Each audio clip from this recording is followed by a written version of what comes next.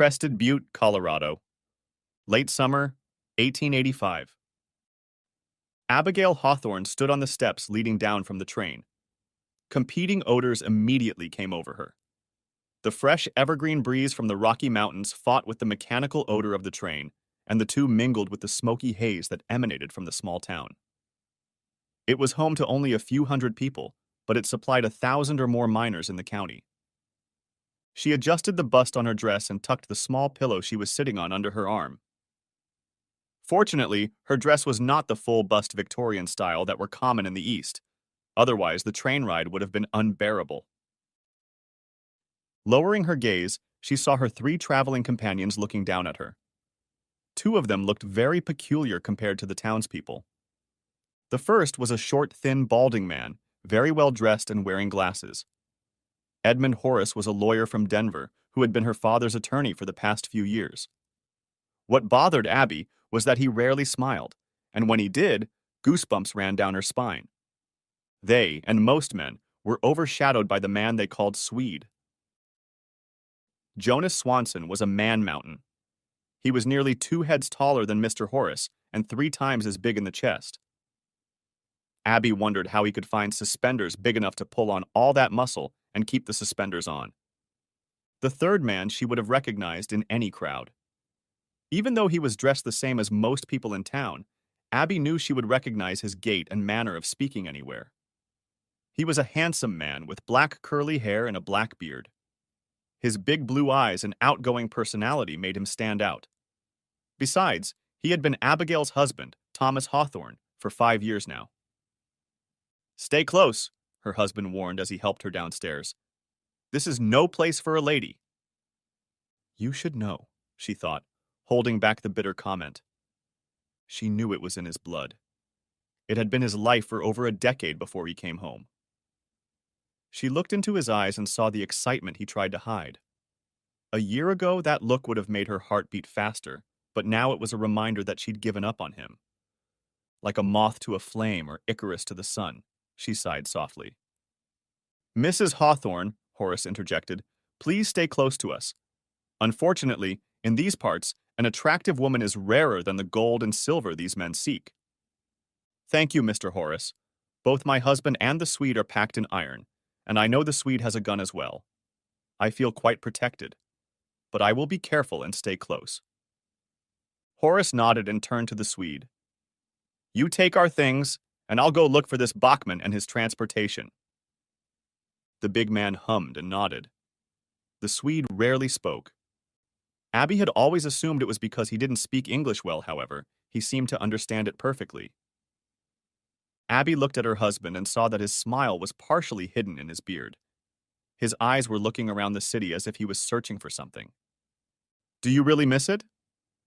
"What?" he replied, a look of surprise on his face. "You used to look at this place as if it were your long-lost sweetheart."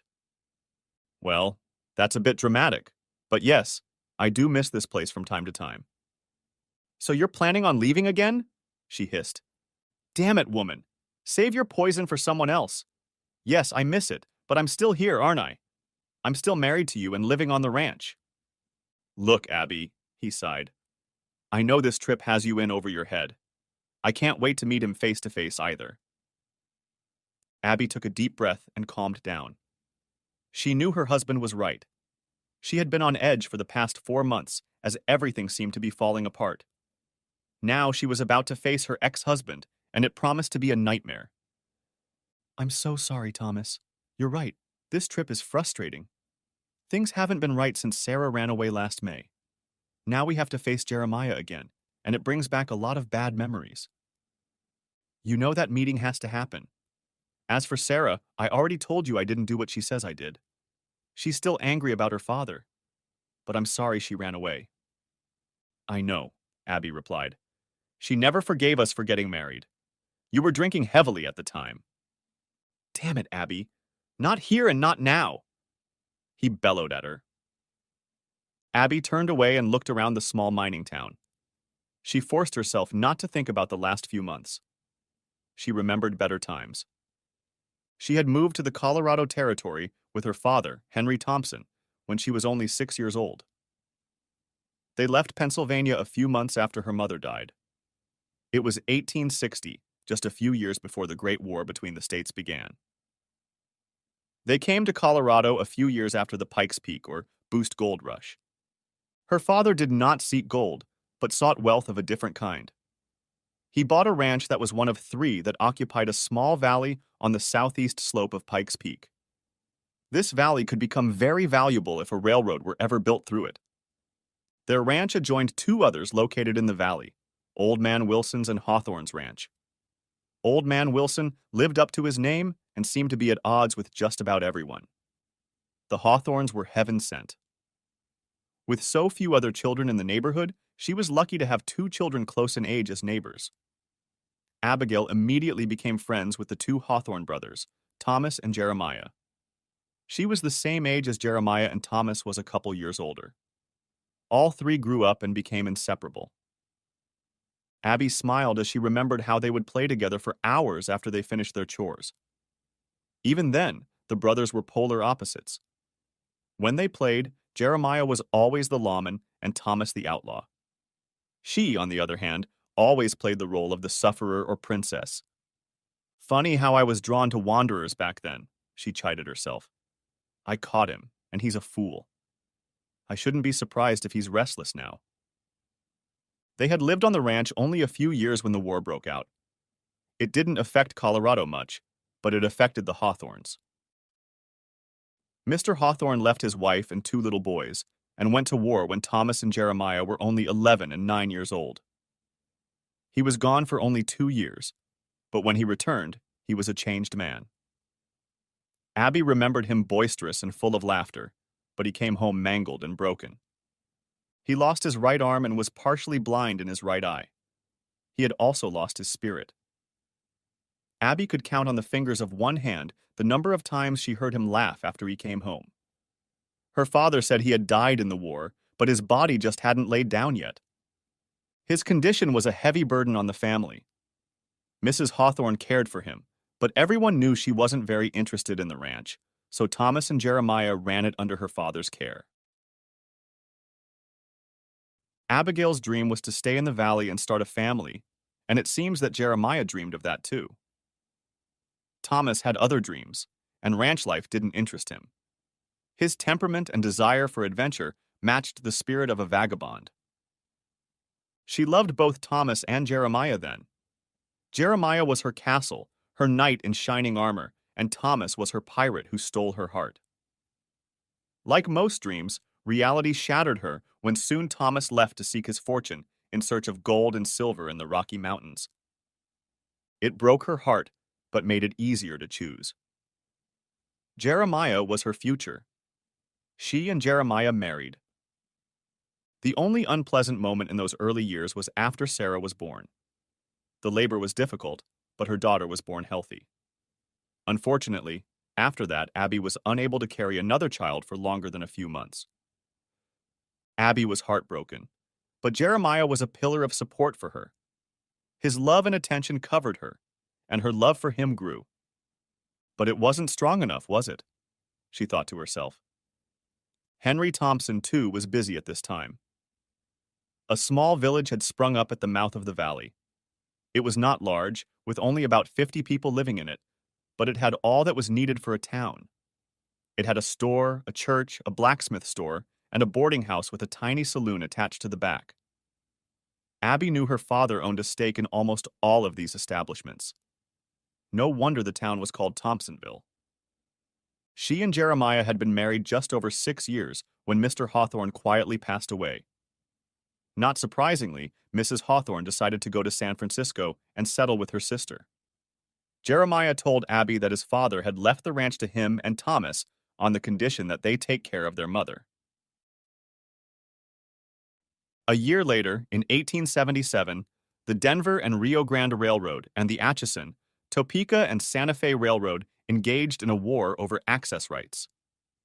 The most notable incident was a major confrontation when Bat Masterson and his Dodge City strongmen, hired by the AT and SF Railroad, took over a roundhouse in Pueblo.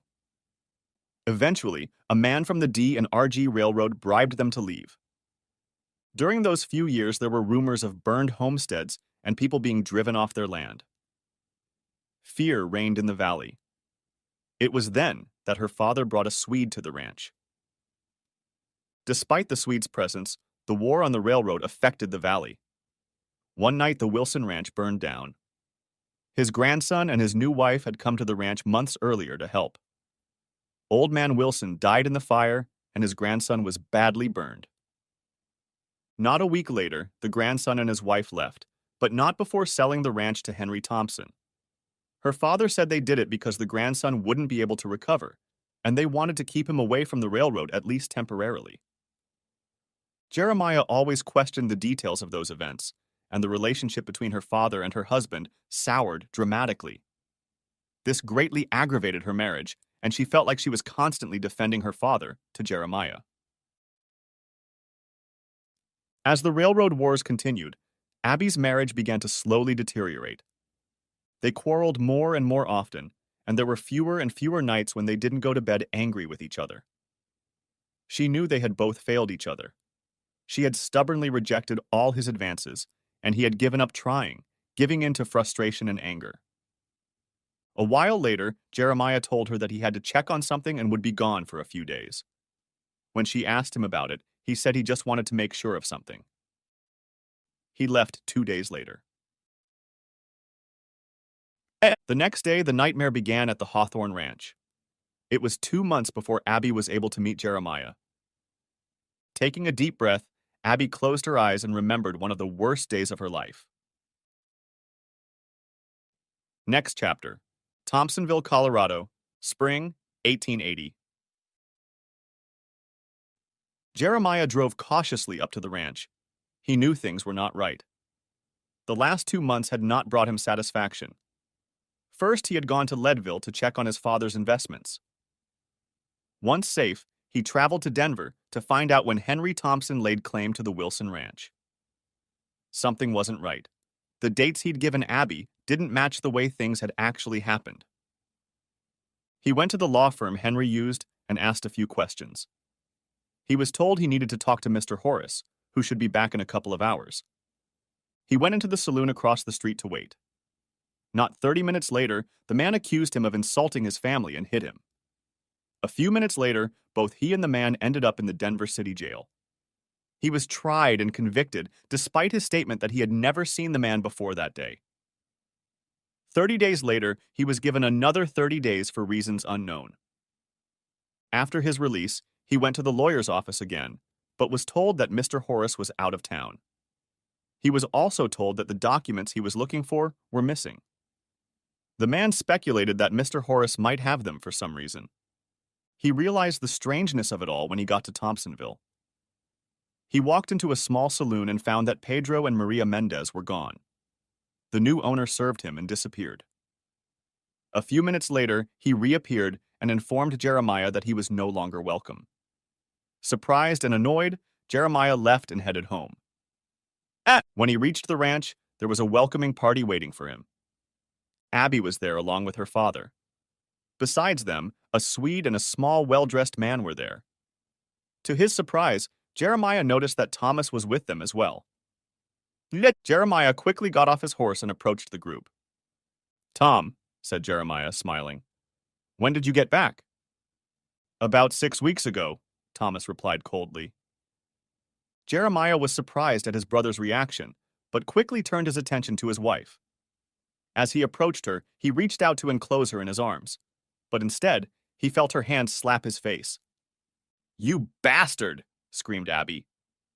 "How could you do this to me?" "What are you talking about, Abby?" "Maria Mendez. And don't play dumb with me." "I'm not playing dumb, I just don't know what you're talking about." "Maria and Pedro visited us 2 days after you ran away." "I didn't run away. I went to Denver to check on a couple things before I talked to you about it. When I got there, a stranger accused me of something and then started fighting with me. I've spent the last 2 months in the Denver City Jail." "Why did you end up in Denver?" "Abby, we need to talk about this in private." "No. We'll say whatever we need to say right here. I know why you ran away. Maria told me everything." "What are you talking about, woman?" "Maria said she had a child." "Oh my God!" Jeremiah snorted. Whoever the father is, better run before Pedro gets to them. She said it was you, you bastard. She said you are the father. Me? Replied Jeremiah, shocked. And you're right, Henry interjected. Pedro was displeased and came after you. Pedro never spoke to me, Jeremiah declared. It's not funny, y'all. No, son, it's not funny, Henry said patronizingly. Don't you ever call me that, you hear me? Growled Jeremiah. I'm not your boy, and I have never touched Maria. Abby, you have to believe me. She said you did, and then you shot her Pepe. What? Stuttered Jeremiah. Is Pedro dead? No, said Henry. You just shot him in the arm.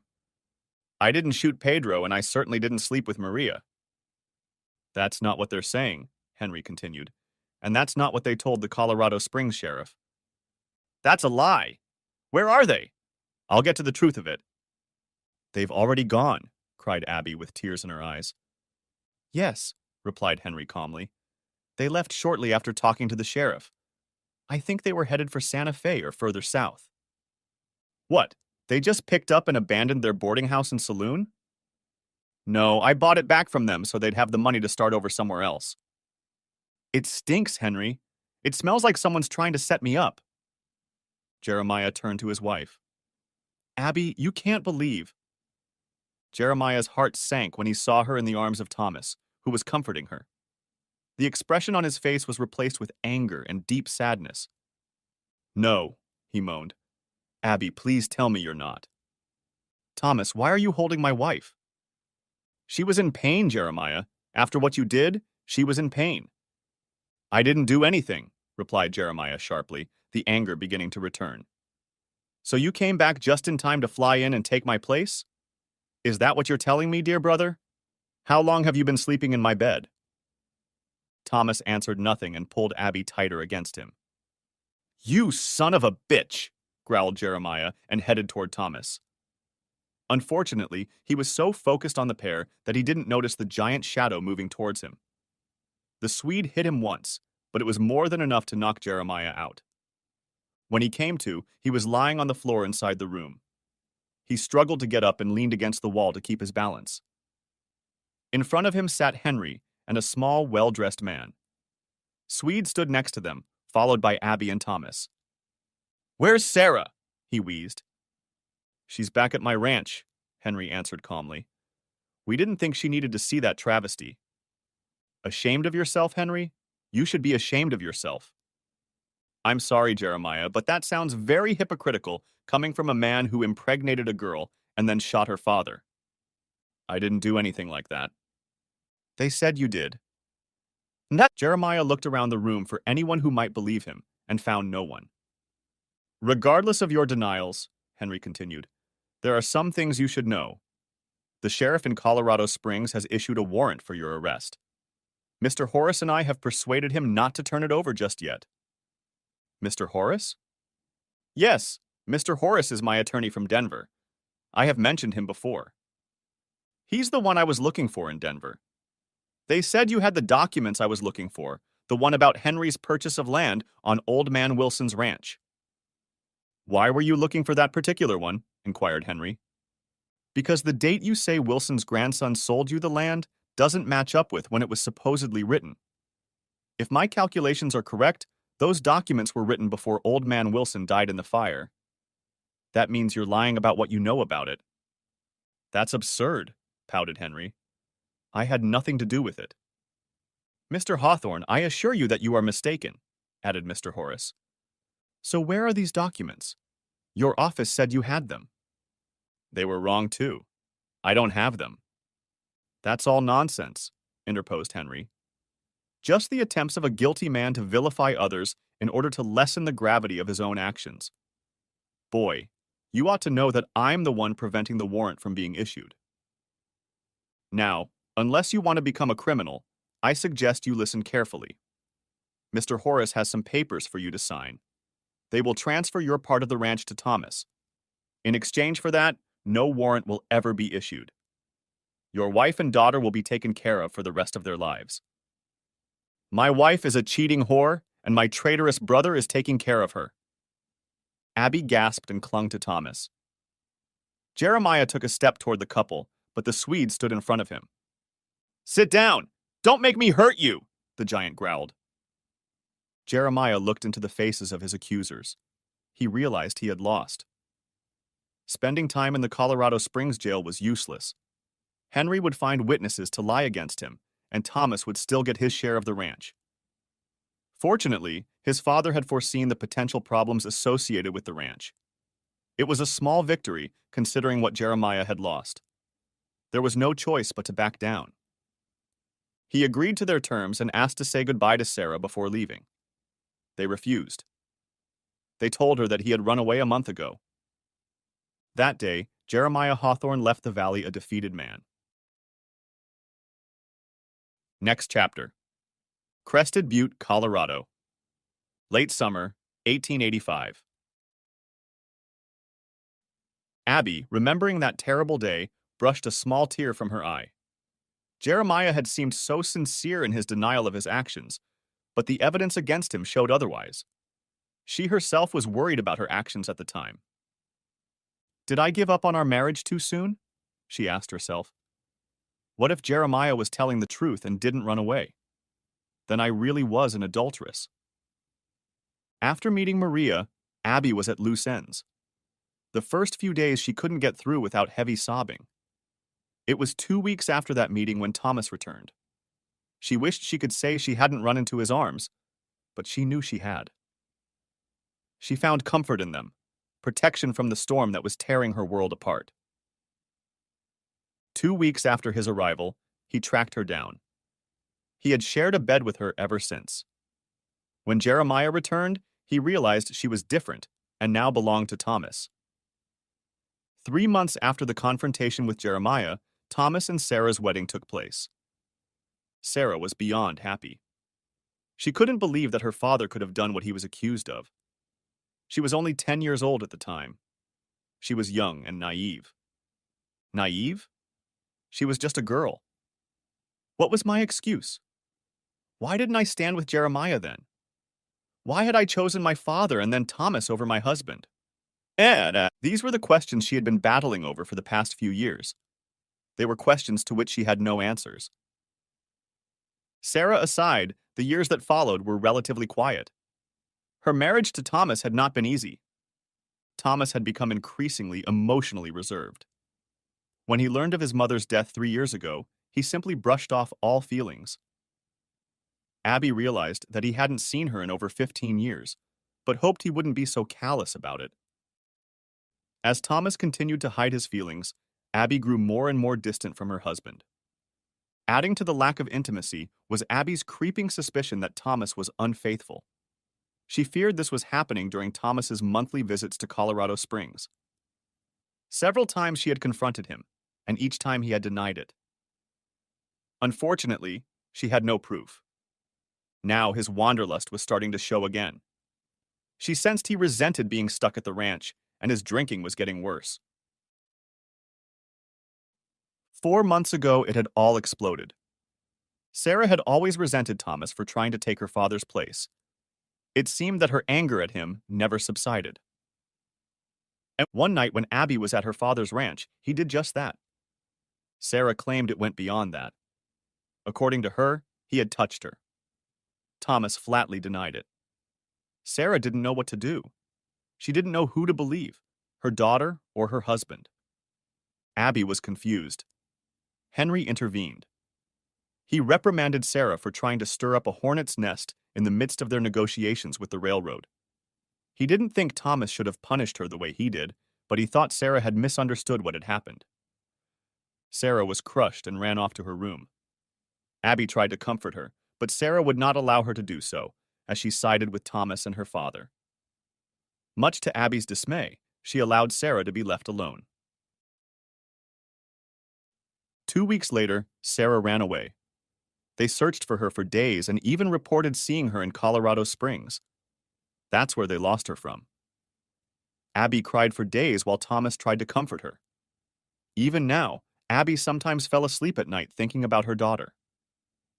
Thankfully, 2 months ago, they received news that Sarah was alive and well in Leadville.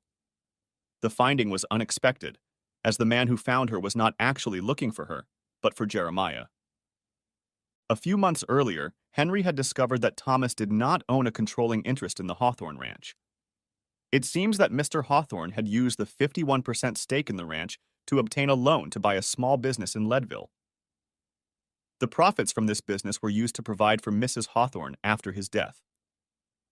When Mrs. Hawthorne passed away, the business and share passed to Jeremiah. Jeremiah now owned a controlling interest in the Hawthorne Ranch. Henry hired a man to track down Jeremiah. His search inadvertently led him to Sarah.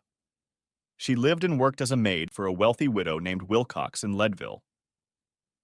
A few weeks later, Jeremiah was found near Ashcroft. Now Abby and her posse were headed there to convince Jeremiah to sell or sign over all or part of his rights to the ranch. The meeting was going to be emotional and unpleasant. "This is a bad idea," Abby stated emphatically.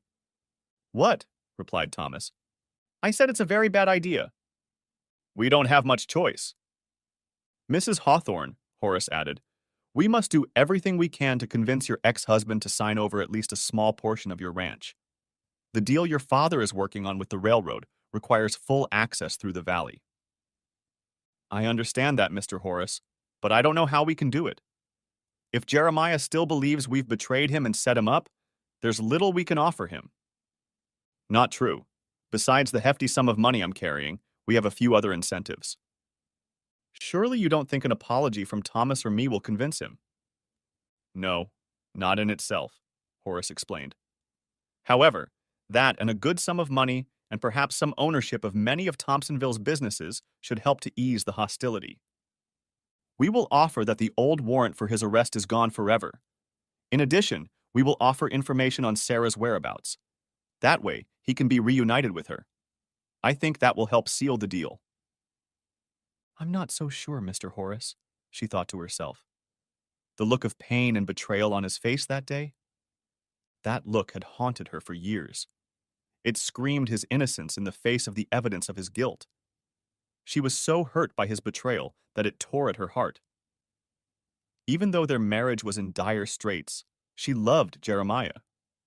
His long absence and heartache left her lost and alone.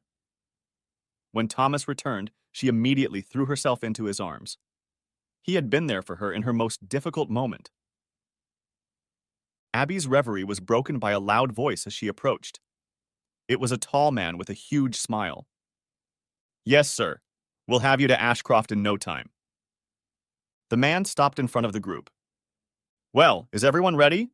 We'll be hitting the road soon. The trip will be a bit slow and some sections will be quite difficult, but we should get you to Ashcroft this afternoon. We will be going over the Pearl Pass. Very beautiful, but a little rough." Abby realized that she had just met Mr. Buckman. The man continued talking the entire time the group was walking to his stagecoach, and then continued as they loaded their belongings. It wasn't until they were leaving Crested Butte that he finally took a breath. "I'm surprised you didn't take the train from Aspen. There used to be a couple stages leaving Ashcroft every day. That was about a year ago, but that's the nature of the beast, isn't it?" "What do you mean?" said Horace. "There must be hundreds of little towns like Ashcroft scattered all over these mountains," grinned Buckman. "Somebody discovers gold or silver and everybody runs away. Of course, a town springs up overnight until the gold runs out, and then everyone runs for the next rumor of a mine. That's what happened to Ashcroft. About 5 years ago, a couple of prospectors got a big silver find. When they came back to Leadville, word of it spread and a real fever started. Within a couple years, a township sprang up that eventually numbered over 3,000 people. The place had over 20 saloons, 2 newspapers, and even a school. A couple of years ago, Howe Tabor's wife tried to turn it into a respectable little town by throwing a big party for a bunch of knuckleheads and toughers. I've never seen so many high-born people in these parts. But nothing could save the town when the silver ran out. Not a few months later, Ashcroft looked like a ghost town. Now I only make a couple flights a month to Ashcroft. Almost every month a hunting party from Leadville or Denver hires me to take them there." "A hunting party?" "Yes, always sent to the Jenkins's place. Sometimes it's John Jenkins himself. Sometimes it's a friend of his named Ambrose from Denver. He's the type, as far as I'm concerned. When it's Ambrose, he always takes this big black guy with him. He's not as big as you, Buckman said, looking at the Swede, but he's big. Is that hunting party already there? Asked Thomas. Yeah, grinned Buckman. Took them 5 days ago. Ambrose, the black guy, and that skinny guy. Skinny guy? Asked Horace. Yeah, a teenager. Looks sickly. Looks a little like Molly, if you know what I mean. Never talks, but always comes in with both sides, Jenkins or Ambrose. I think they're trying to make a man out of him. Maybe make him chest hair by taking him hunting and fishing. Though if you want my opinion, it's not working. Buckman laughed heartily at his own joke. Mr. Buckman, Abby asked cautiously, do you know a man named Jeremiah Hawthorne? I can't say I do, ma'am, but there's a man named Jeremiah in a place called Jenkins. He's a guide at these parties. Never heard the name of Hawthorne, but I think it might be him. We can ask old Zeb when we get to Ashcroft. His daughter and granddaughter live at the Jenkins house, so they'll know for sure. They live there?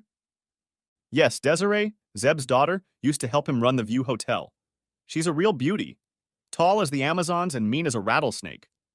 Anyway, she got pregnant and her husband died, or vice versa. I don't know which came first, and I certainly won't ask her or old Zeb. Either of them would probably bite my head off. So John Jenkins built a great house for his wife, and she dropped everything and came back to Leadville. Then Jenkins invited Desiree there as housekeeper. I'm not saying there was anything between Jenkins and Desiree, but she's really something. For the rest of the trip, Bachman gave them a scenic tour. Abby chuckled to herself when he started telling things she knew weren't entirely true. He was amusing. As they pulled into Ashcroft, Abby realized why Bachman had called it a ghost town. There were dozens and dozens of makeshift tent frames and shabby buildings. A few buildings, however, looked well made. Two in particular caught her eye. The first was a 2-story hotel called Hotel View. The second was the well-built Blue Mirror Saloon. What was noticeably missing were the people. Only a few passers-by could be seen on the street. Buckman stopped his stage in front of the Weed Hotel. Reaching down, he looked at the hotel and then at the few remaining saloons. Zeb, shouted Buckman, I've got company for you. 3 older men came out of one of the saloons. I suppose he'll be at the Blue Mirror, grinned Buckman. One of the men approached them. He was a short man with a disheveled beard and the same hair. His wide smile showed a few missing teeth. Good evening, folks, he said in a thick Cajun accent. Welcome to the Weed Hotel. If you'll take your things and follow me, we'll fix you up. These people, Bachman continued, will need someone to take them to... Mr. Buckman, Horace interrupted. Thank you for your help, but we'll take it from here. You're welcome, Bachman smiled. Just let me know when you're ready. I'll be back here the day after tomorrow to pick up the hunting party, but I can come back another day if you need me to. No, sir, Horace said. The day after tomorrow will be fine. Abby and her company went up to their rooms, then went downstairs and met on the porch. She noticed that a mule harness harnessed to a wagon was already waiting for them. Horace stated that he had already told Zeb what they needed and that he would drive them 2 miles to their destination. The Jenkins' house was located to the south, near Taylor's Peak. It was only a few minutes after they left Ashcroft before Horace asked Zeb a question. Mr. A. Zeb will do just fine. All right, Zeb. You didn't seem very surprised when I asked you to take us to Jenkins' place. No, the old Cajun smiled. A month ago, a stranger came to town asking about Jeremiah. It wasn't hard to guess that there was a fox in the hen house. If it had been a year or 2 ago, no one would have noticed. But when everyone left, a man asking questions about one of the few that remained, it became noticeable. How many are left in Ashcroft? Interposed Thomas. About 100, give or take, Zeb replied. There were over 3,500 a couple years ago, but then the silver ran out, and they went on a big strike around Aspen. Most of them left before winter. Now there's only a handful left in town, with a few dozen more mining silver in the surrounding area. Sir? Abby said cautiously. Mr. Buckman said you have a daughter and granddaughter living in Jenkins' place? Buckman talks a hell of a lot, snorted Zeb. I hope you didn't tell him anything you didn't want everyone within a 20-mile radius to know by morning. Shaking his head slowly, he looked over his shoulder at Abby. Yes, ma'am. My granddaughter's name is Monique, but we call her Lil Mo. She and her mom have been staying with the Jenkinses for 4 years now. She used to help me at the inn until she had the baby. Mr. Jenkins was kind enough to let her live in his new house. Now she and Jeremiah look after the house when Mr. Jenkins isn't home. That's most of the time, because Mrs. Jenkins never liked it here. She liked her big house in Leadville better. Aren't you afraid for their safety? Asked Abby. I guess so, but it's no more dangerous there than anywhere else on the grounds. Perhaps even safer than at home after the war. Desiree can manage quite well on her own. Besides Jeremiah, Robbie's still there. He's a bit of a fool, but loyal as a raccoon dog. They still had a couple of working hands, but they left for Aspen last fall. Of course, more of those darn dogs. Dogs? Replied Thomas.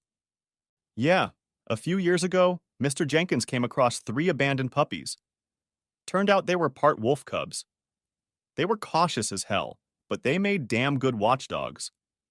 Jenkins had 2 older dogs who took them in. Now they run as a pack, are very territorial and protective of each other. What surprised everyone was how quickly they took to my Desiree and Lil Mo. One night 2 years ago, a couple of prospectors came up to the house unannounced. The dogs killed one and maimed the other. Abby gasped in horror, while the other 3 men listened intently. So no, ma'am, I'm not particularly worried. No more than any man worries about his family. Will we be safe? Asked Horace. We ought to be. It's dawning already, and I've been to this place so many times that they'll recognize me. I'll ring the bell to make sure Desiree puts them out. Will Jeremiah be there? Asked Abby cautiously. I doubt it. He's probably gone hunting or fishing with Ambrose. They usually spend a night or 2 out there and then go back to the house, depending on what they've shot. Then the next morning they're on the road again. As they approached the clearing, they saw a bell mounted on a pole.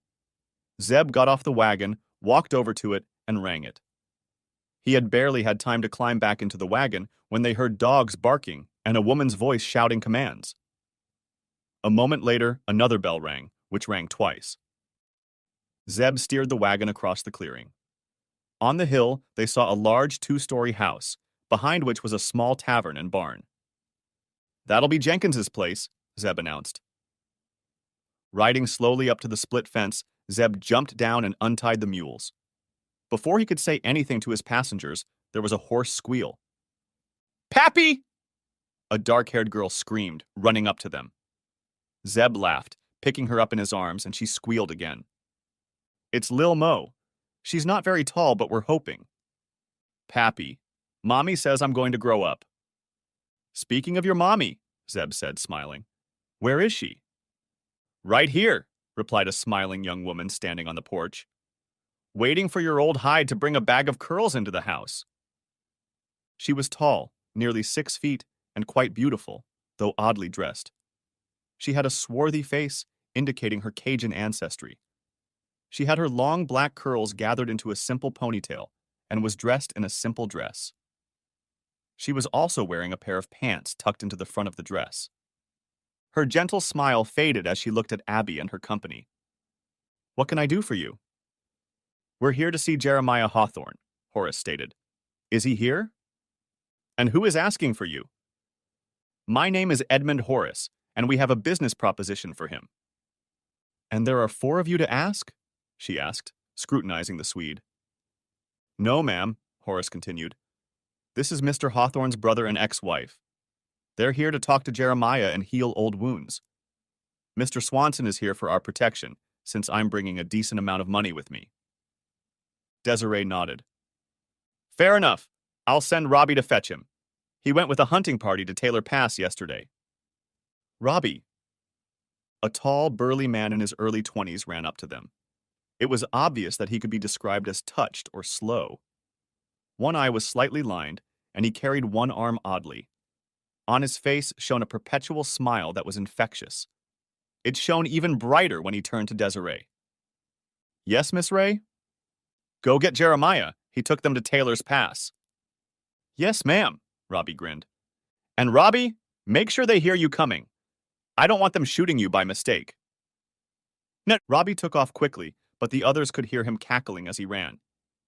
I expected them to be back tomorrow, but if Robbie finds them quickly, they should be back in a couple hours. You can wait inside, but those barking irons need to be left by the door. There is a chest behind the door to put them in, and they will be safe. Don't bring any weapons into the house or I'll set the dogs on you, understood? Everyone nodded and followed her into the house. Desiree watched closely as Thomas and Swede put the weapons away in the trunk.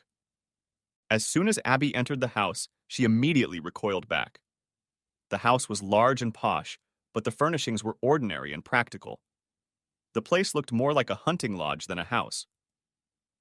I have some salt pork and cookies I can heat up if you're hungry, said Abby sharply, clearly hoping no one would take advantage of her offer. And gravy? Asked Zeb, ignoring her tone. Gravy! Squealed Mo. Desiree threw her father a dirty look.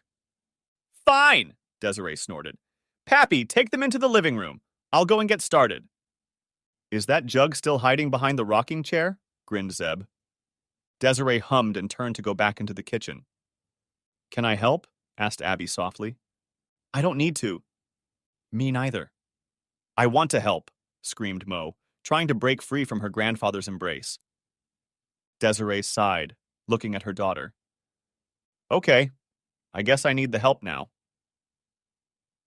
While the men settled down in the living room with a large jug of moonshine, Abby followed Desiree and her daughter into the kitchen. While Mo played with a small spoon and pot, Abby broke the awkward silence. She's beautiful, Abby declared, looking at the playing girl. She's a handful, Desiree replied, not looking away from her work. Ah, Jeremiah is her father? Asked Abby quietly. Desiree stopped her work and stared at Abby. No, Mo's father died before she was born. He worked in one of Mr. Jenkins and Hal Tabor's mines. He died of a fever 2 weeks before I found out I was pregnant. I was helping Pappy at the Weed Hotel then. Then Mr. Jenkins built this beautiful house and hired my fat pregnant ass to work here. I think he did it out of charity, but I was grateful anyway. That's when I met Jeremiah. I'd seen him around Ashcroft a few times before that. He came here following Mr. Jenkins from Leadville and worked in the mines for a while. One day, Jeremiah overheard one of the bookkeepers say something to Mr. Jenkins that was not right. Later, Jeremiah approached Mr. Jenkins and told him of his concerns. It turned out that the accountant had been embezzling some of the profits. Yes, Abby agreed. Jeremiah was always good with numbers and studying the books. Mr. Jenkins was impressed and transferred him from the mines to here. I think so he could keep an eye on me, and also so he could study the books from each mine. What Jeremiah didn't understand, he asked the other accountants at the mines. He found a few things, nothing as bad as the man who was downing money, but some things helped. He's been very successful in the last few years. Desiree looked at Abby and paused as if trying to decide if she should continue. Abby looked back and began to ask a very personal question. Are you, began Abby. I mean, Jeremiah and I are a couple? Desiree replied with a smirk. Not for a long time now. Until a couple years ago, though, we were. Jeremiah helped me when Mo and I got so big I could barely keep up with homework. He talked to me at night when I was lonely and took care of me. After Mo was born, he took care of both of us. He was so scarred when I first met him. Not on the outside, but on the inside. We helped each other, I think. But we weren't lovers until a few months after Mo was born. There was something between us from the beginning.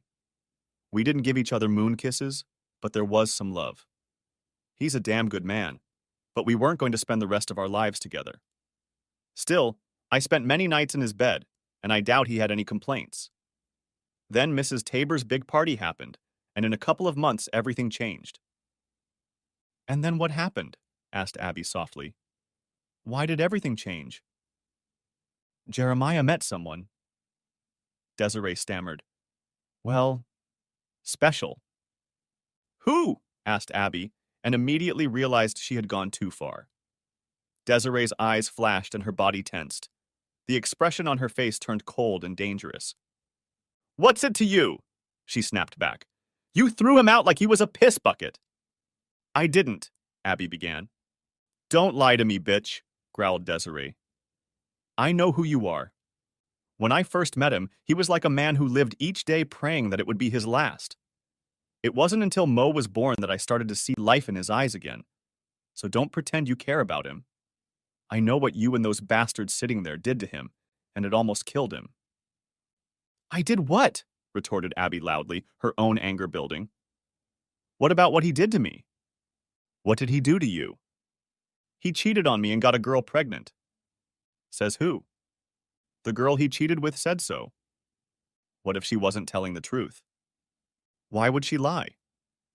"I don't know. Why would she lie? What reason could she possibly have for that?" "She wouldn't," shouted Abigail. "Jeremiah was wrong," grinned Desiree. "You're not blind, you're dumb as a stump." "Hey!" shouted Zeb from the living room. "Do you need any help?" "Come into my kitchen, old man," shouted Desiree back, "and you'll get a frying pan to the head." Desiree looked at her daughter, whose eyes were as big as saucers. "Baby, go climb on your pappy's lap and ask him if he's going to hell because he drinks so much, like the preacher says." "Okay, Mom," she said, dropping her things and running into the living room. A few seconds later, Zeb called out to her. "This isn't right, Ray." "No, it's not right," she retorted. "So stay out of it." Turning to face Abby, she squeezed out a smile that gave Abby goosebumps. "So where were we?" "Oh yeah, you were going to tell me why you believed this woman over your husband." "No, wait. You didn't even give him a chance to defend himself, did you?" "He disappeared for 2 months." "Did you even go looking for him, or did you just crawl into bed with his brother that night?" "It wasn't like that."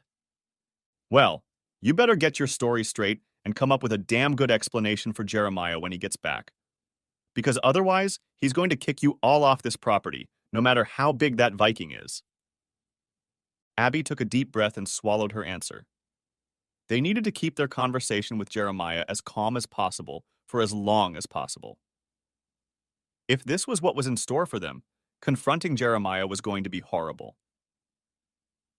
Abby worked silently beside Desiree as they prepared and served an impromptu meal. A few hours later, just before sunset, they heard the dogs heralding someone's arrival. A few minutes later, quiet voices were heard outside. Abby realized that Desiree had slipped out and was probably talking to Jeremiah before he arrived. She was probably also letting him know that everyone was safe. Abby felt her stomach clench with anticipation as soon as her ex-husband entered the house. He looked the same as he had 5 years ago, maybe a little skinnier. He was no longer clean-shaven, which Abby had always liked. Instead, he had trimmed his mustache and goatee. Gone also was the soft smile and warmth in his eyes. Now those eyes were cold and hard. That was a fool's errand, she thought to herself again. It seemed Jeremiah was about to yell at them, but he was interrupted. "Me ah!" the girl screamed and lunged at him. Without looking, he caught her and spun her around. Her delighted squeal brought a temporary smile to everyone's faces. Jeremiah enclosed her in a tight bear hug, and she giggled. Abby felt a prick of sadness, remembering Jeremiah doing the same thing to Sarah when she was little. "Mo, you little rascal, go find your mommy," he laughed, lowering her to the ground. "She's outside with your daddy and Robbie." The girl scurried out the door, laughing as she went. Jeremiah turned and looked after them. His look let everyone know that all the joy was gone with this girl. "What do you all want?" he said coldly. "Mr. Hawthorne," began Mr. Horace, "we have come here with a proposition which I think will be of great service to you. I remember you. You are King Henry's herald. Have you not this month thrown orphans or widows into the streets? I assumed you got some sort of bonus for such deeds, since you sold your soul to the devil." "Mr. Hawthorne, I assure you—" "Stop there," Jeremiah interrupted him. "Your assurances mean nothing. I would trust a rattlesnake before either of you." Be that as it may, sir, I believe we have a business proposition that will be beneficial to all. There was not an ounce of mirth in Jeremiah's laughter. So King Henry finally found out he doesn't control the ranch? Found out about the stable at Leadville, did he? Well, yes. We were all very surprised. You bet. My old man may have been a little touched in the head when he came back from the war, but he could still smell a skunk. He asked that bank in Leadville to lend him money to partner with someone he knew from the war to buy that livery. Against that loan, he mortgaged a controlling interest in our ranch. Each month, the profits would be divided, and our share would go to pay off the loan. And when he died, Mom would be paid an allowance. That way, she would have a steady stream of money no matter what happened to the ranch. He put it in my and Mom's names since he knew I wouldn't run away and leave her, Jeremiah said, looking at Thomas. He would have left it to both of us if you had stayed. I never wanted to stay on the ranch, Thomas stated. But when you left, you broke both Mama and Abby's hearts. I needed to get away and be on my own. I have no problem with that. Of course, that didn't stop you from coming back and laying claim to a stranger, did it, dear brother? Gentlemen, please, exclaimed Horace. It won't do any good. Who said I was trying to be helpful? Barked Jeremiah. Mr. Hawthorne, I understand that you are angry and feel that you have been wronged. I have been wronged. I was stabbed in the back by those I loved and trusted. So why are you here? Please, Jeremiah, whimpered Abby. Please listen to us. Like you listened to me? Abby blushed and spoke very softly. You're right. What happened the day you left was wrong. It was bad, and then it got worse. I'm sorry we all jumped on you like that. You, Thomas, and I need to sit down and talk this out. We all have something to say. But first you need to hear what Mr. Horace is proposing, so we all have cards in our hands. Please, Jeremiah, just hear him out. All right, Jeremiah growled and walked over to a chair. Let's get this over with. Once seated, he watched everyone find a seat. You blabbermouth, he said, as he continued to look at Mr. Horace. How are you going to bribe me this time? Mr. Hawthorne, Horace began, ignoring his hostility. I've come to offer you a few things in exchange for all or part of your holdings on the ranch. Jeremiah shook his head and snorted. What do you have that I might need? For starters, I have a substantial amount of money. Jeremiah didn't respond in any way. In addition, Horace continued, I have records of several documents in Thompsonville that can be used to back up any agreement we may need. Go on, Jeremiah said briefly. Besides, I know the Pedro Mendez incident can be made to disappear forever. The threat of a warrant will no longer hang over your head. Jeremiah leaned back in his chair and seemed to reflect. Is that all? Said Jeremiah calmly. No, other than clearing up the situation with your ex-wife and brother, Horace smiled. We have information that may help you reunite with your daughter Sarah. Really? Said Jeremiah warily. So why isn't she here? Unfortunately, she ran away. Ran away? Why did she run away? She ran away, Thomas interjected, because she didn't like me sunning myself behind her back when she resented me. She always resented me for marrying Abby. Showed she was smart. Calm yourself, sir, Horace replied evenly. So where is she? We know where she is and that she is safe. We are prepared to share that information with you as soon as we finalize our business here.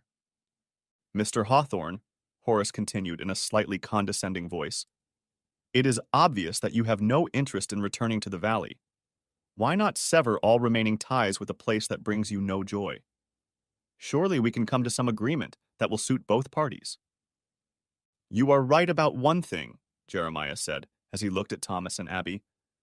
I have not the slightest desire to return to that valley. Since Sarah is no longer there, there is no one there that I could care less about. Jeremiah, Abby said softly, I'm sorry that we ran into you that day. Things were so twisted back then. I know I didn't do right by you. Didn't do me right? Wow, grinned Jeremiah. I got thrown in the Denver City jail for a fight I didn't start. People I've never met lie about me, and I spend 2 months locked up. When I finally return home, I find that I have been tried and convicted without even being given a chance to defend myself. On top of that, my wife is now sleeping with my brother. I always knew you had a thing for Thomas, but I thought you were mine when we got married. I never thought you'd turn into a cheating whore. And I never thought you'd share a bed with another woman, let alone get pregnant by her.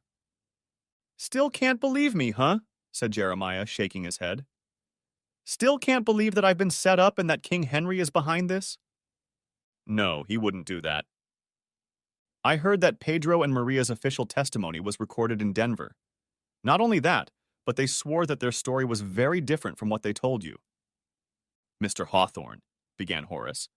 Shut up, you blabbermouth. It's my turn now. They told the Denver sheriff, he said, without taking his eyes off Abby, that they were forced to lie to you. They said the Swede threatened them and then shot Pedro to frame me. Liar! Swede bellowed, rising to his feet. He froze as he heard the trigger of the gun being pulled back. Everyone turned their attention to the attractive Amazon standing in the doorway, aiming a shotgun at Swede's chest. Sit back down, she said coldly, or I swear to God I'll kill you right here. The big man slowly lowered himself into the chair. Jeremiah and the Swede stared at each other. You don't believe me? Jeremiah stated emphatically. Go to Denver and see for yourself. Abby looked at Jeremiah, then at the Swede. Her stomach began to turn as she finally seriously considered the fact that she had been lied to. That unpleasant possibility was slowly creeping into her thoughts. However, Jeremiah wasn't done yet. I have a couple questions for you, her ex-husband said, turning to her and Thomas. You both, Jeremiah's voice sounded sarcastic, must have found it suspicious that my troublemaking brother returned so soon after I left? Abby remained silent as Thomas answered. Henry sent me a telegram a few days after your disappearance and the Mendices' visit. How did he know how to find you? He had contacted me several months earlier. You never told me that, shrieked Abby.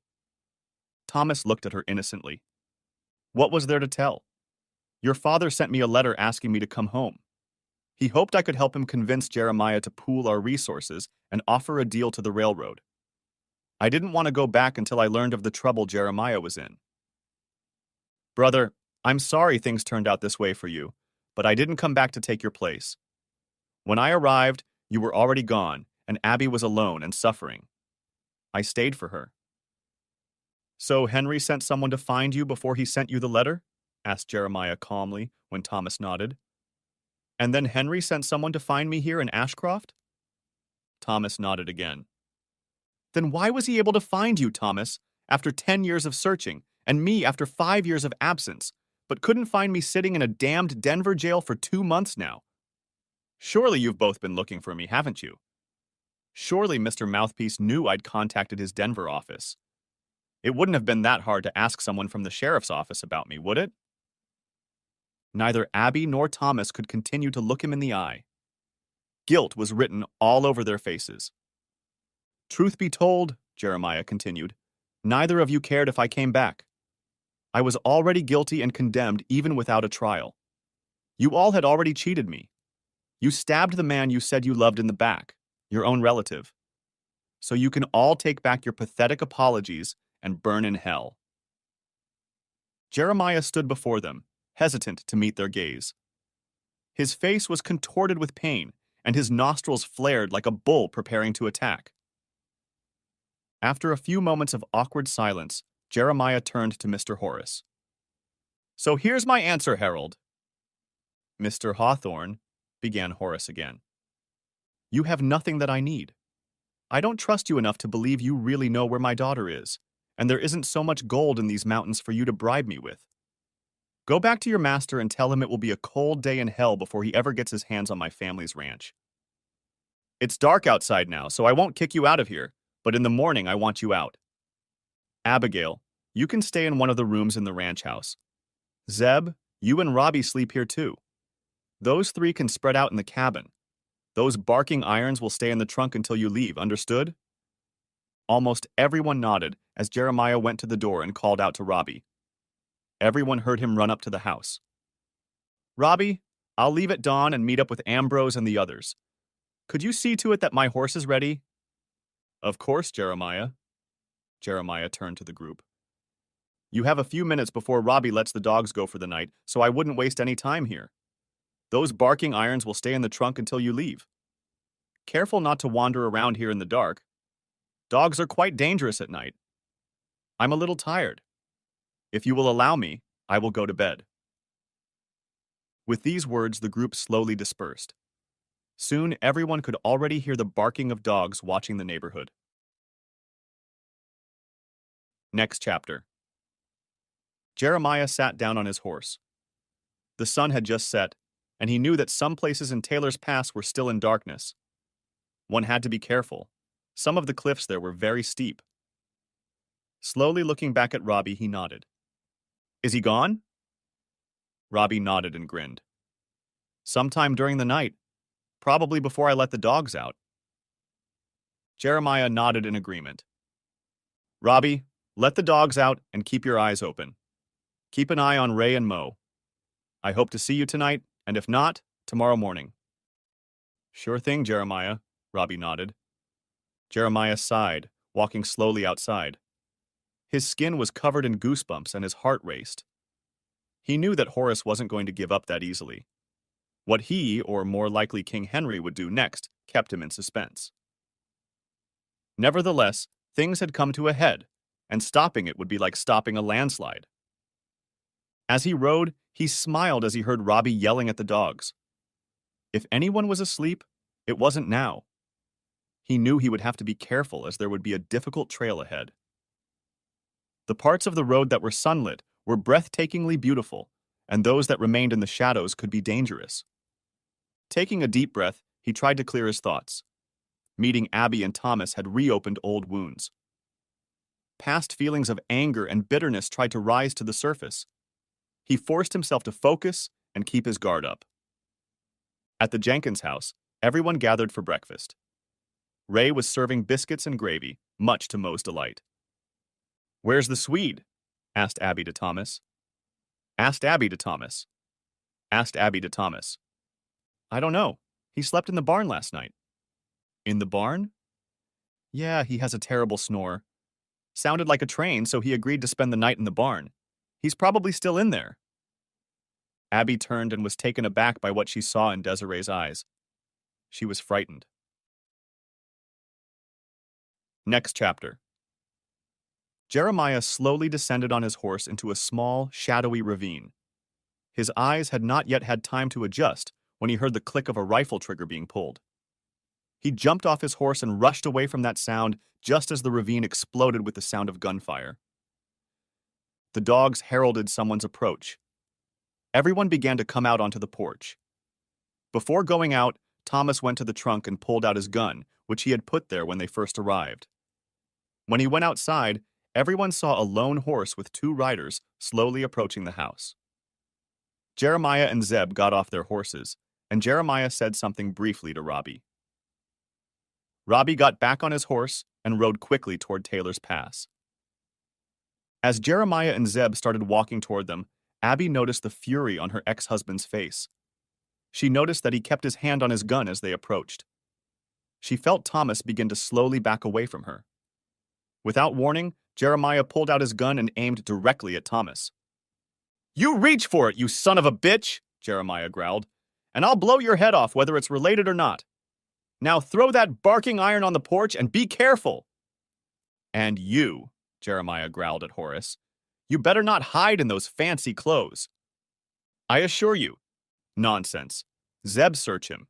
If you find any weapons on him, gut him like a fish. Zeb smiled and pulled out a long, thin knife. Horace turned white and raised his hands in front of him. I guess I didn't notice, he stammered. In the inside pocket of my coat. Zeb reached into the lawyer's top coat and pulled out a small single-shot pistol.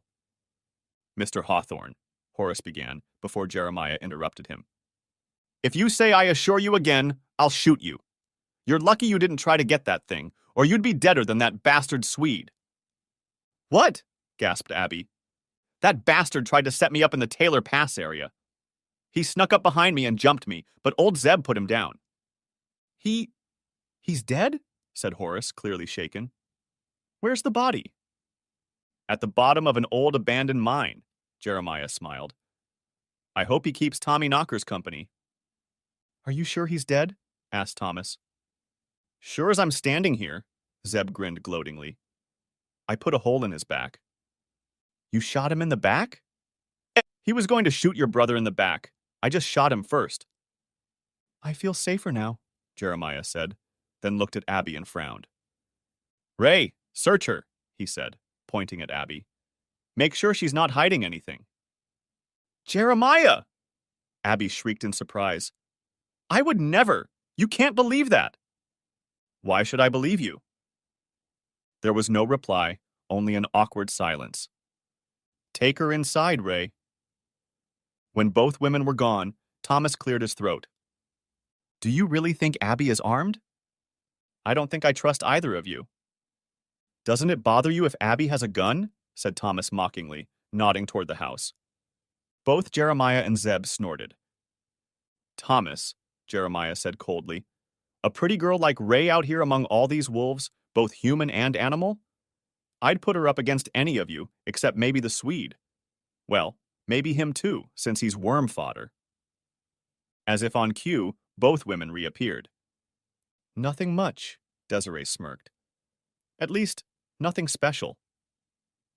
Abby felt her face flush red, and Zeb's laughter seemed to diffuse the tense situation.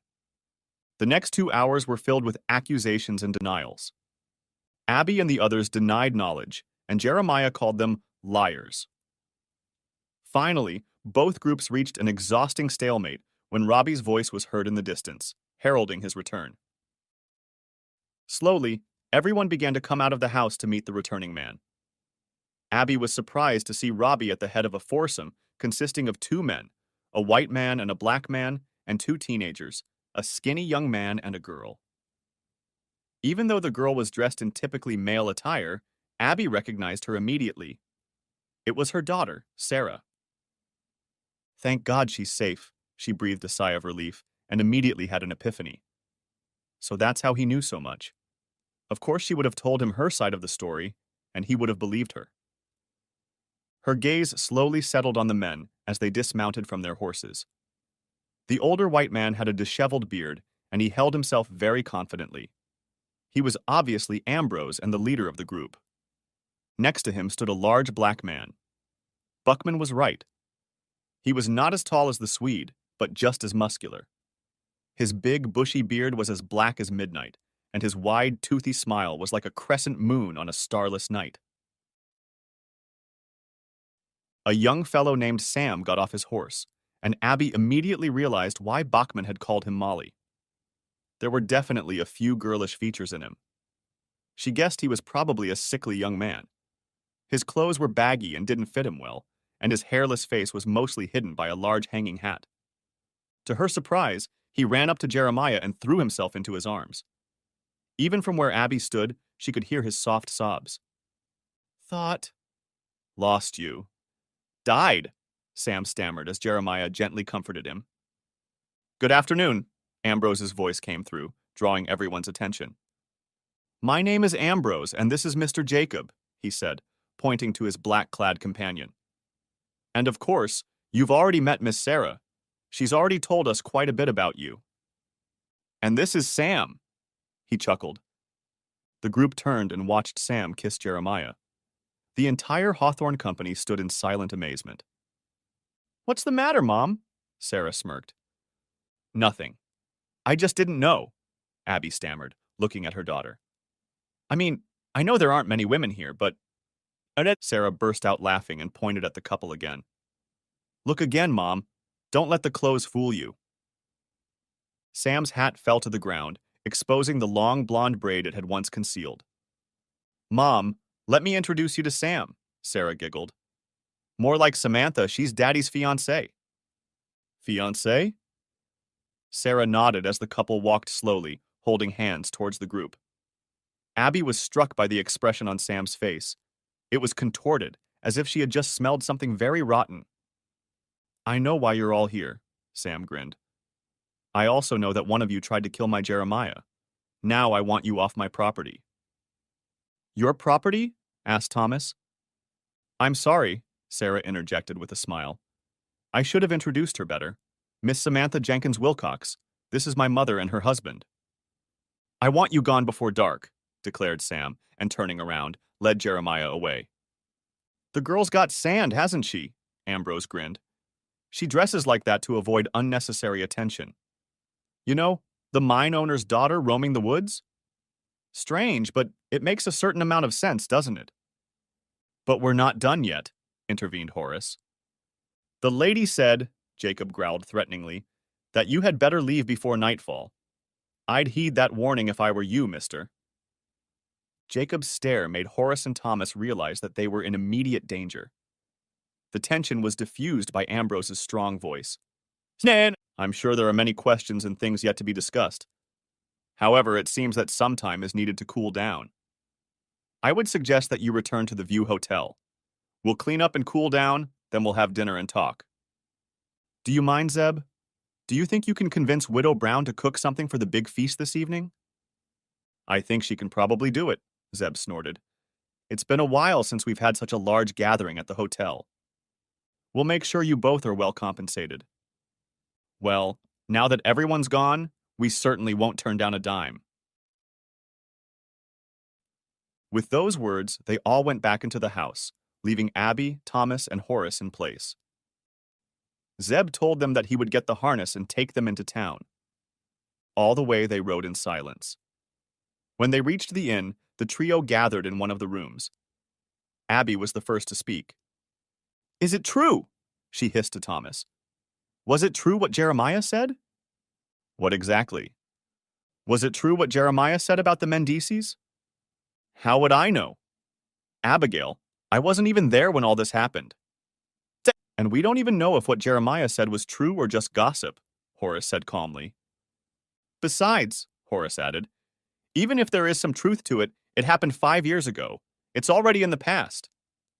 That matters, Abby hissed. Because if I was lied to, that means I betrayed Jeremiah before he betrayed me. My revenge wasn't justified because I cheated on him and slept with his brother. I'm sorry, Horace said calmly. I wasn't trying to say it doesn't matter, only that it happened years ago. It's not something that can be changed or taken back. I understand that, Mr. Horace, but it changes my mind. If it's true, then I need to question those who lied to me. I need to know if my father was involved. Jeremiah was right about one thing. I didn't ask my father to try to find him. I was so angry and hurt.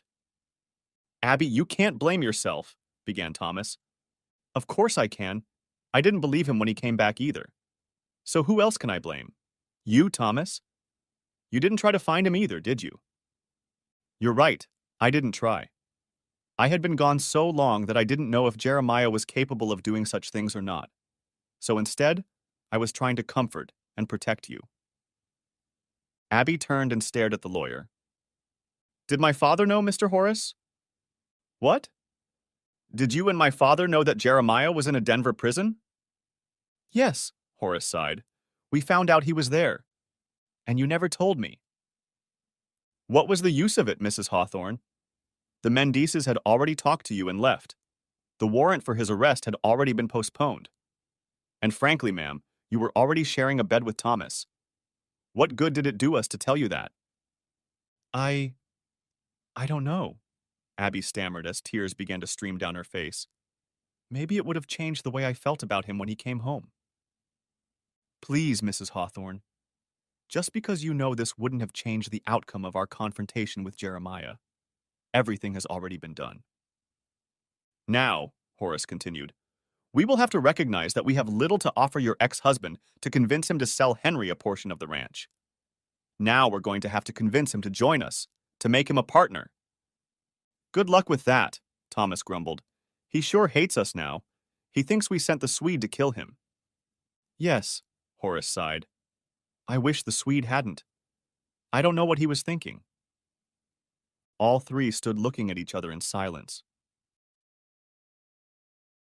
Next chapter. Ambrose's group arrived at the View Hotel just before sunset. The sensible protective clothing necessary for hunting or fishing had disappeared from them. In its place were outfits that suggested Ambrose, Samantha, and even Jacob belonged to Denver's high society.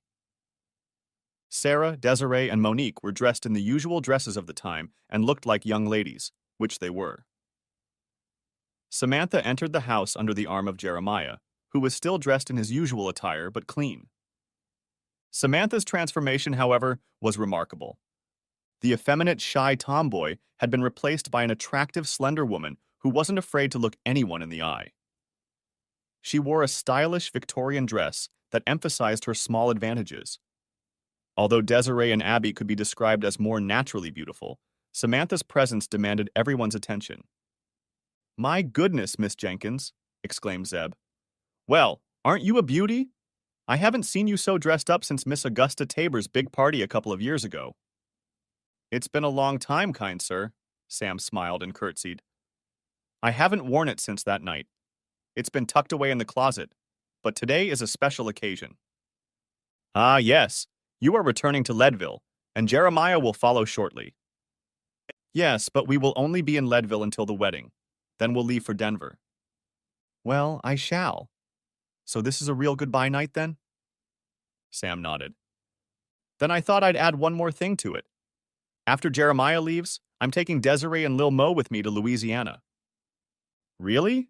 I thought you were going to Aspen," Ambrose interjected. "No, I've been doing this too long," Zeb sighed. "This isn't the life I hope to give Desiree, and certainly not the kind I want for Lil Mo. Now come on in and sit down. This may be the last time the lobby of this hotel is filled with people and food.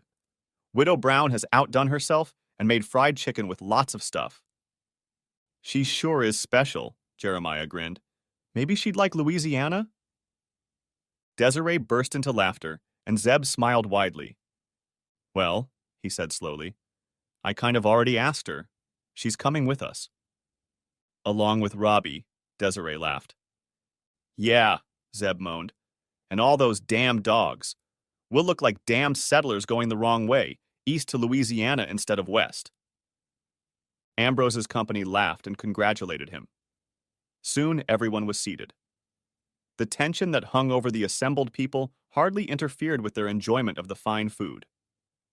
Serious discussion of the purpose of the Hawthorns' visit was postponed, and the conversation turned to mining, the weather, and Denver. When finished, Ambrose got out 2 bottles of excellent port wine. After everyone had been served, he cleared his throat.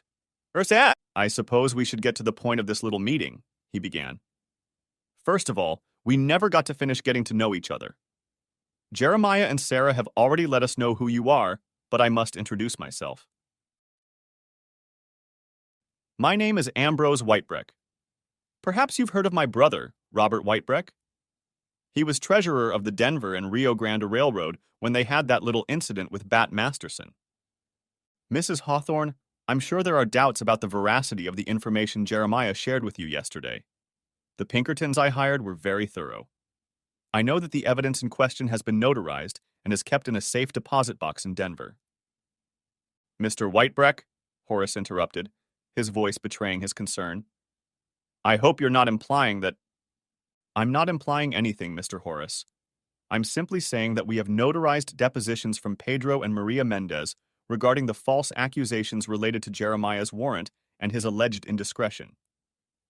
Their testimony makes it clear that they were threatened and coerced into giving false testimony against Jeremiah. They stated that it was Swede who threatened them, and that it was he who shot, or should I say wounded, Mr. Mendez in the arm. Mr. Horace, you and I both know that the border courts are very suspicious. Justice here is administered from a bag of coins or the muzzle of a gun, just as it is in our legal system. These depositions were taken to expose the lies surrounding Jeremiah. As to whether they are related to your current employer, that is for everyone to decide for themselves. Be that as it may, there is no warrant out for Jeremiah's arrest, and all charges against him can be proven. So, Jeremiah has told us everything you asked him to. Unfortunately, I must inform you that Jeremiah cannot give you what you want, even if he were so inclined." "And he's not inclined," interjected Sam, much to the amusement of those at the table. "I'm sorry," she said embarrassed, as Jeremiah reached out and took her hand. His loving smile was unmistakable. Never apologize for protecting your man, my dear, Ambrose grinned. You see, Ambrose continued, addressing everyone, he can't give you what you want because he no longer owns the business or any of its holdings. What? Exclaimed Thomas and Horace amicably. That's right, Jeremiah said, grinning. I sold the livery to my father's partner and paid back what was left of the loan. Then I sold my share of the ranch as well. It no longer brought back anything but unpleasant memories for me. So when a pretty girl accepted my marriage proposal, I sold it. Everything is already signed and agreed and will start the day after our wedding. The deal I made secured me a position in a bank in Denver. It gives me a small stake in that bank, and I will be working and learning the financial business under the guidance of a mentor. I'm sure this will sound boring to you all, but through this, I will be able to provide a future for my wife and children. But why? Abby asked quietly, looking intently at Jeremiah. Why didn't you say something sooner? Why would I? Growled Jeremiah. You all ambushed me. Again. And then you tell me how sorry you are and try to bribe me with my own daughter. Why should I trust any of you? I wasn't sure how far you'd go to get your way, now that you'd brought the Swede. I realized I was in danger, but better me than my friends and family. I knew that Zeb would protect Desiree and Lil Mo. I also assumed you didn't know about Ambrose and Sam. I was sure you didn't know about Sarah either. The simple truth is that I will die before I let anyone hurt my girls. Sam put her arm around his shoulders and glared at him. I met with Zeb last night and told him that if anything was going to happen, it would involve the Swede. Turns out I was right. Zeb followed him and saw him get his rifle out of the wagon and start walking toward Taylor's Pass. When he tried to ambush me, Zeb took him down like the dog he was. Now I can focus on my future. I was happy on the ranch. I had a wife and daughter that I loved, but one of them was taken from me and the other broke my heart. Very kind people gave me my daughter back, and an angel healed my heart. I look forward every night to holding that angel in my arms. Did someone bring Sarah back to you? Asked Abby. Jeremiah nodded and looked at Ambrose. When I ran away, I must have had angels watching over me, Sarah interjected. I didn't know where to go at first. I heard you say Daddy had gone to Denver before he came back that day, so I went to Colorado Springs first. I was fortunate enough to hitch a ride with a family that was going to Denver. When I got to Denver, I started asking questions at the city jail. Then I went to one of the churches. The Reverend and his wife took me in for a few days and then introduced me to Mr. Ambrose. Mr. Ambrose took me to Leadville to introduce me to Sam. She took me in. They told everyone I was her new maid. Why? Asked Abby. Actually, it was at my suggestion, Ambrose explained. You see, at the time, I wasn't quite ready. Ready for what? Asked Mr. Horace. Well, to tell you the truth, I wasn't ready for this visit. I needed to make sure your man couldn't track Sarah to Jeremiah too quickly. There were still a few loose ends that needed my attention. Fortunately, they were resolved long before your man left for Ashcroft. We were able to transport Sarah here only a few days after she was discovered in Leadville. I have another little confession to make, Ambrose grinned. I did not return Sarah to her father with the most honorable of intentions. I knew Jeremiah was an honest man, and that my gift would influence his decision to sell. Jeremiah did not say he sold his share to me and my partners. It is also my group's bank, and I will be the one working with Jeremiah. He's great with numbers and should do well. And the fact that he and his bride-to-be are interested in the bank is an added bonus. I didn't buy Jeremiah out just as a favor to John Jenkins. I agree with Henry Thompson. Besides taking care of my good friend's daughter, whom I love like my own, it's also a very profitable investment. Those placers they've already found around Pikes Peak may have already been all dug up, but there's a very good chance that all that gold must have come from somewhere. It's quite likely that sooner or later someone will discover where from, and then this little valley will become extremely valuable. With a controlling interest in the Hawthorne Ranch, I could gain a foothold in the valley. But Mr. Whitebreck, said Horace cautiously, Henry Thompson owns most of this valley. That is very true, Mr. Horace. However, I bought Jeremiah's share not only because it might be a good investment, but also to get a little revenge. You see, sir, my wife's cousin. Ambrose's voice became low and threatening. Lives in Kansas City. We're not particularly close to that side of the family, so my wife and I only found out about it a few years ago. This cousin has a daughter who married a handsome young man. A few years ago, she traveled with him to Colorado to help his grandfather run a ranch. They were unlucky. They arrived just in the middle of the Railroad War. As you know, there was a lot of nasty underground business going on at that time. Yet, never in their worst nightmares did they think they would run into people who would try to chase Grandpa off his land. Not just chase him off, but burn him out. They were threatened and then terrorized by a big blonde male bear. My husband still has burns on his hands from trying to rescue his grandfather from a burning house. His last name is Wilson. Horace looked very uncomfortable. You can imagine my surprise when I spoke to this man who made an impression on a good friend of mine. This man had won the heart of my friend's daughter, and his tales of the past were eerily familiar. I even learned that there was a man working for Thompson who looked like the son of a bitch who had done this to my wife's relatives. Well, that got me really curious. I was even more surprised when I learned that the same man had been buying up land and businesses in the area. It was a blessing from heaven when I found out that he had greatly exceeded his line of credit. It was like manifest destiny. It took me a little while, but eventually I bought out all of his debts. It was the loose ends that needed to be addressed. I figured I'd take almost everything he had except the ranch when I got all his markers at the end of the month. Oh, hellfire. I won't even be surprised if there isn't an occasional fire or two on the ranch before winter. Ambrose's grin sent shivers running down everyone's spine. By law or at gunpoint, Mr. Horace, please tell your employer that everyone associated with him is in danger when all this happens. Besides, sir, Denver is not the safest city, even for lawyers. There was silence around the table as everyone pondered Ambrose's thinly veiled threat. Now that this unpleasant business is over with, Ambrose continued, paying almost no attention to the party at Hawthorne. Would anyone care to smoke a cigar with Jacob and me? Hell yeah, declared Zeb, entering the kitchen. Right after I help clean up the place. Come on, Pappy, Desiree laughed. Sarah and I will help get everything done. Zeb grinned from ear to ear. Jeremiah? Asked Ambrose. Please excuse Jeremiah, Sam interjected. He needs to spend some time with his fiancée. Jeremiah, would you mind escorting me outside for a little walk? I'd be honored. The couple stood up and walked outside hand in hand. The guests left the table in silence and dispersed into small groups. Horace and Thomas headed upstairs to their rooms, while Abby lingered downstairs for a few minutes before slipping out the back door. She needed to talk to Jeremiah and apologize. She also knew that Sam wouldn't be happy about this interruption. Still, this might be her last chance to talk to her ex-husband. As she approached them, she heard their voices.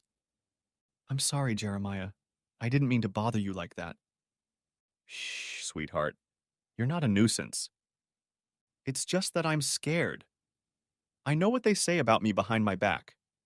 That a man would only marry a harpy like me for my money. They say I'm a spoiled little princess who probably drove her husband to his grave. But you know that's not true, don't you? Jeremiah chuckled and smiled. Yes, I know it's not true. However, about the corruption. Okay, there might be some truth to that. Sam suppressed a small chuckle. But I'm getting better. It's just that I was so angry with James, who left me in Leadville and spent a year in the mountains working at one of my father's mines. We hadn't even been married 2 years and he was already gone. He didn't even give me the baby he promised. When I was told he died of pneumonia, I crumbled. I know a lot of people thought I was crazy, but it was just the pain. It was the realization that the beautiful life I had planned for us had died. All I was left with was the grim hopelessness of becoming a widow before I even turned 20. After that, I looked at every man who sought my hand with those dead eyes. I did this for 4 years and probably did become the harpy they say I am. I know I went to Mrs. Tabor's big party kicking and screaming. I'm glad Daddy demanded that I be there. Only later did I find out that he wanted me to meet a man he respected very much. It was you, Jeremiah Hawthorne, and when I first met you, I was ashamed." "Ashamed?" She nodded and smiled mischievously at him. "I wanted you to like me so much that it scared me. I haven't had that feeling since James. When you wrapped me in your arms the first time we danced, I almost cried. It was the first time I let myself hope that I would be happy again. But then I started looking at myself from the outside and the kind of person I had become. I swore to God that if you gave me a chance, I would become the kind of woman you would be proud to marry.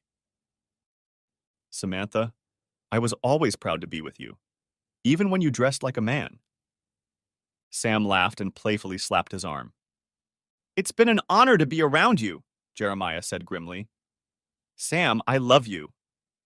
Even when I act like a spoiled child sometimes, even when I let my temper take over, I love you no matter what, Samantha Jenkins Wilcox.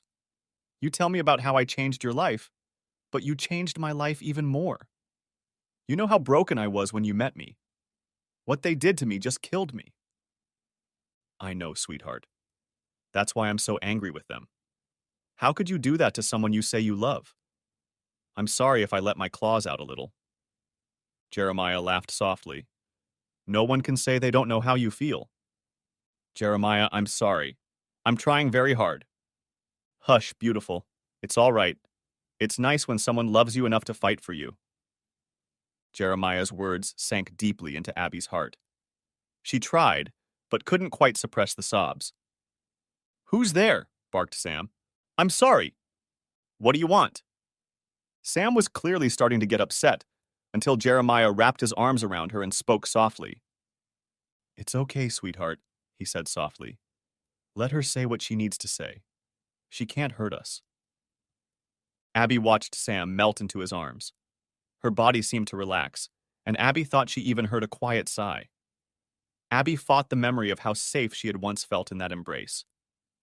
"I just wanted to apologize to both of you. Samantha, I'm sorry that Jeremiah's life was jeopardized because of our visit. It was not part of my plans, and I will ask Daddy about it when I get home. I'll also ask him about the Mendices and about Old Man Wilson. I just can't believe Daddy's behind all this.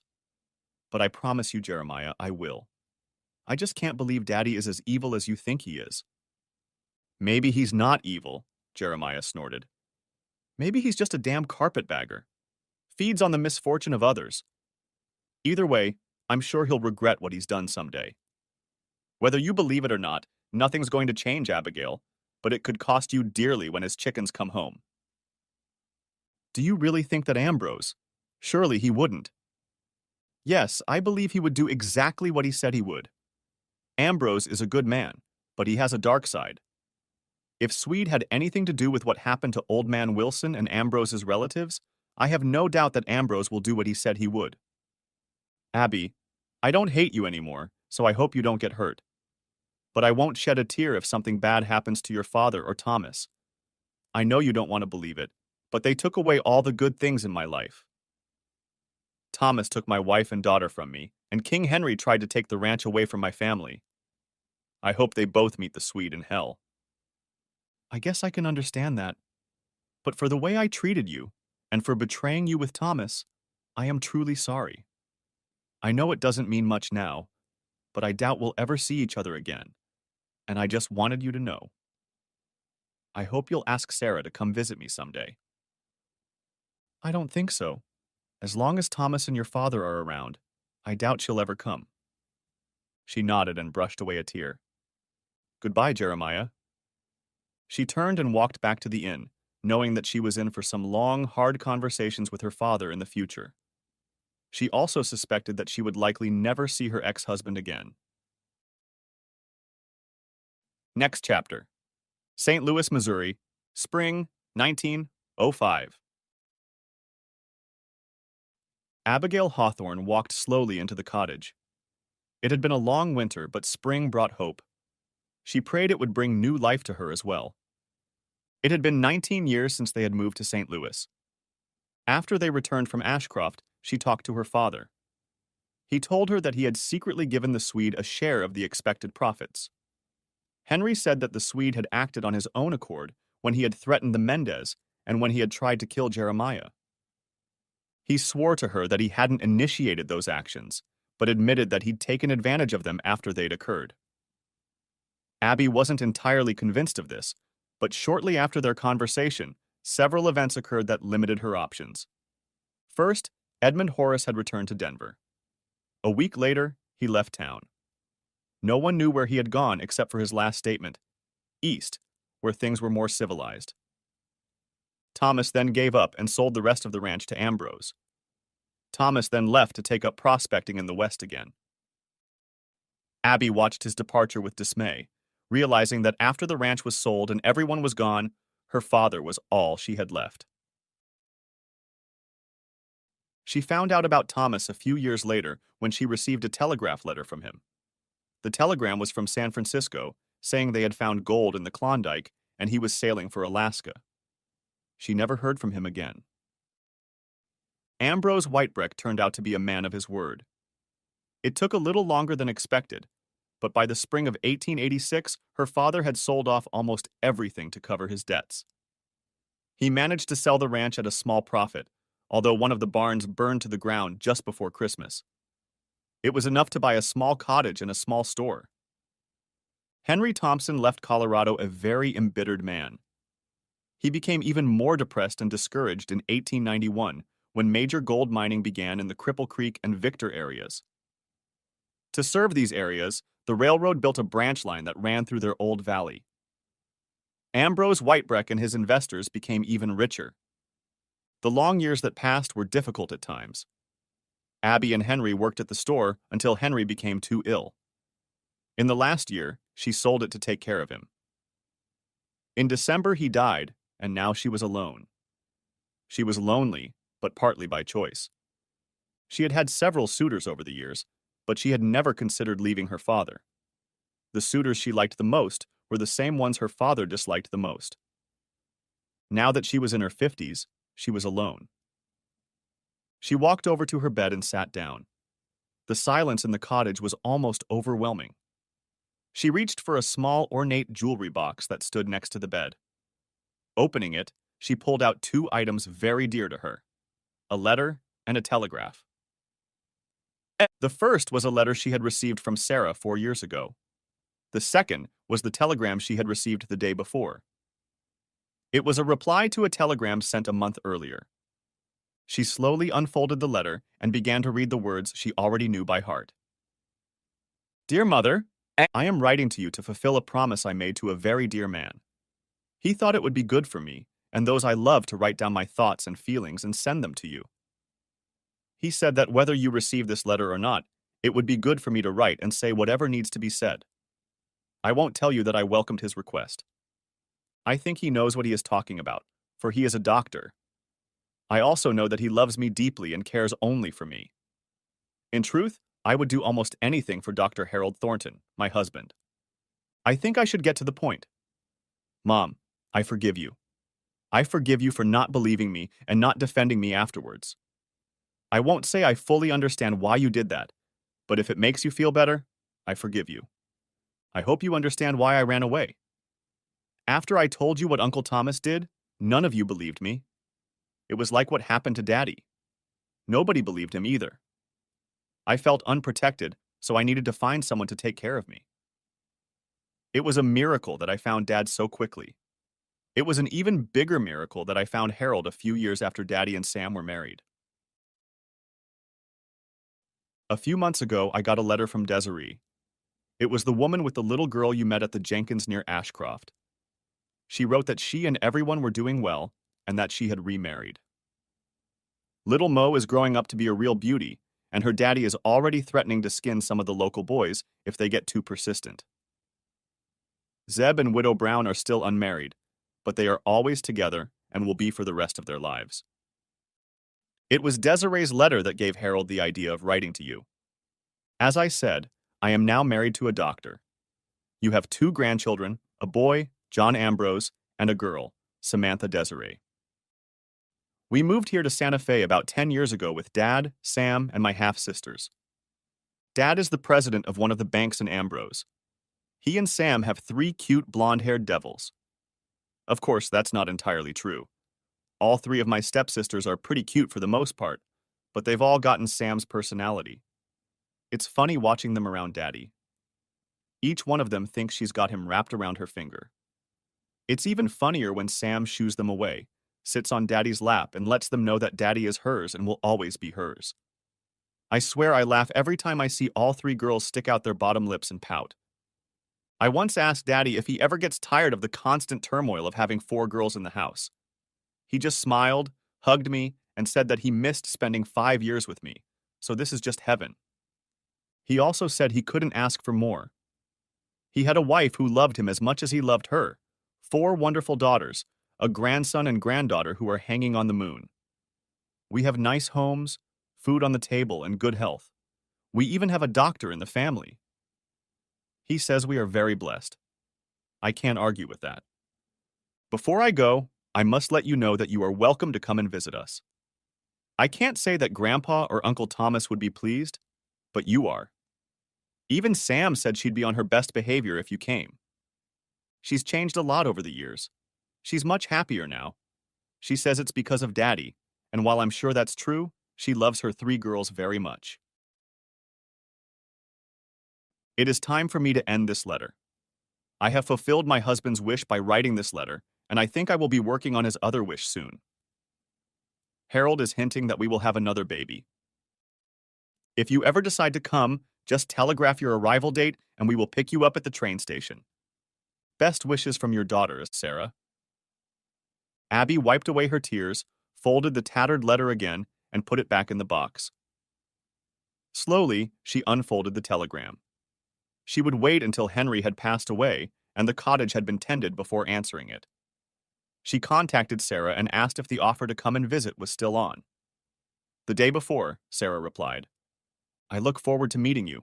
We will definitely get together. The grandchildren are thrilled. Abby didn't know how things would work out, but she knew she had to try. Even if she only got to see her grandchildren once, it would be worth it. She bought a train ticket to Santa Fe and telegraphed her arrival time within a day of hearing back from Sarah. It was spring, a time of new beginnings.